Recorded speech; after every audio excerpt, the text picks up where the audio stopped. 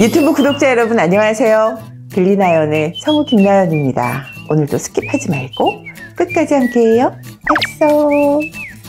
요즘 제가 후배들한테 내레이션을 가르치고 있는데요. 저도 그렇고 후배들도 그렇고 잘못된 말하기 습관 때문에 참 고민이 많습니다. 그래서 준비했습니다. 내레이션 할 때 잘못된 습관 8가지와 그 솔루션. 슬레이트 짠!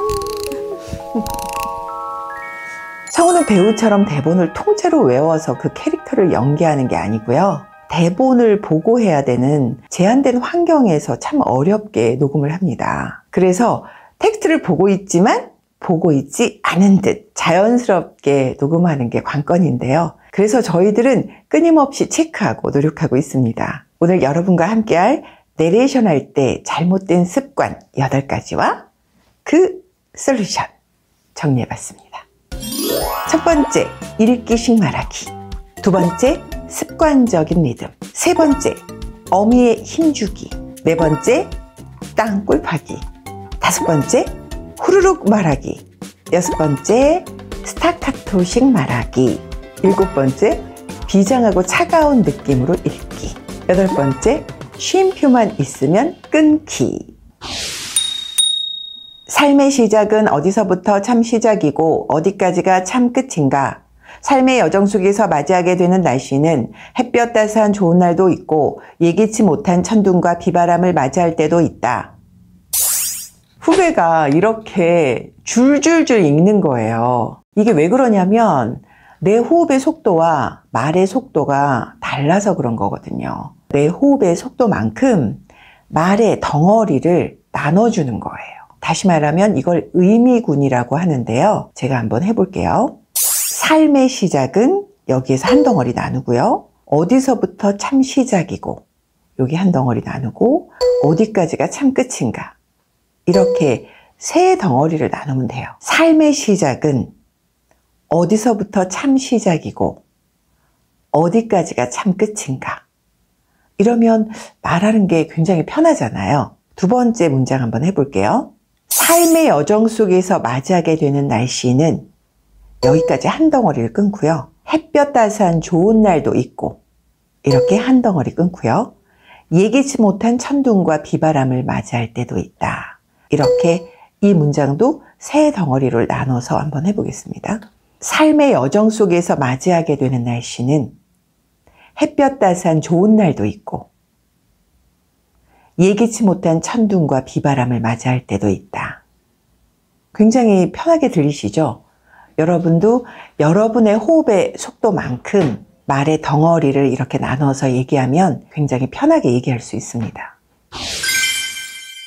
참 신기한 게 연기는 대본을 보면서도 잘하는데 내레이션은 왜 자꾸 힘주고 읽게 되는 걸까요? 이 후배도 대본을 보고 그냥 줄줄줄 읽더라고요. 이게 왜 그러냐면 마음이 불안해서 그렇거든요. 심리적으로 대본을 봐야 마음이 안정되거든요. 근데 대본을 보고 내레이션을 하는 건 다른 사람의 생각을 컨닝하는 것과 같아요. 그래서 대본 보고 상대를 보고 대본 보고 상대를 보고 이런 식으로 말하는 연습을 해야 됩니다.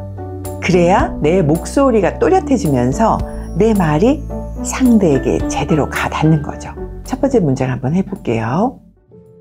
대본 보고 상대 보고 삶의 시작은 대본 보고 상대 보고 어디서부터 참 시작이고 대본 보고 상대 보고 어디까지가 참 끝인가. 다음 문장 할게요. 대본 보고 이건 좀 기네요. 삶의 여정 속에서 맞이하게 되는 날씨는 햇볕 따스한 좋은 날도 있고 예기치 못한 천둥과 비바람을 맞이할 때도 있다.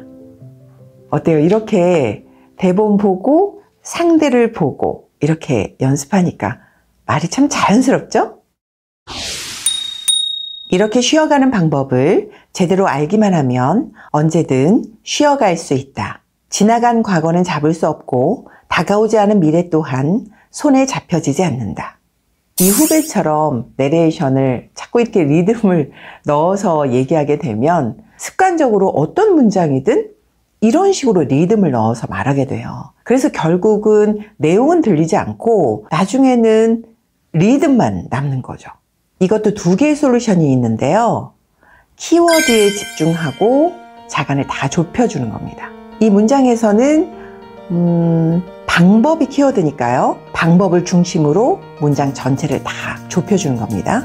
이렇게 쉬어가는 방법을 제대로 알기만 하면 언제든 쉬어갈 수 있다. 이런 식으로요. 그리고 두 번째는 키워드가 과거, 미래, 손 이렇게 키워드가 3개가 있는데요. 얘를 중심으로 자간을 좁혀보겠습니다. 지나간 과거는 잡을 수 없고 다가오지 않은 미래 또한 손에 잡혀지지 않는다.